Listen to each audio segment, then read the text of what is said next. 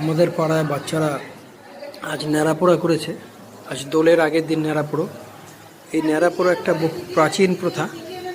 এখানে গাছপালা যত শুকনো ডাল আছে সেগুলোকে একসঙ্গে জড়ো করে আগুন ধরায়। অনেকে এটা বুড়ি পুজো বলে, অনেকে এখানে মূর্তি রেখে পুজো করে। বহু প্রাচীন প্রথা এটা একটা। দোলের আগের দিন শুকনো ডালপালা এগুলো জ্বালিয়ে দেওয়া হয়। এটা একটা উৎসব। বিভিন্ন জায়গায় অনেকেই এটাকে করে, পালন করে। আমাদের পাড়ার বাচ্চারা এটা করেছে। হ্যাঁ, আকাশে সুন্দর চাঁদ উঠেছে, পূর্ণিমার চাঁদ। এই পূর্ণিমার চাঁদ সঙ্গে তার সঙ্গে ন্যাড়াপোড়া হচ্ছে।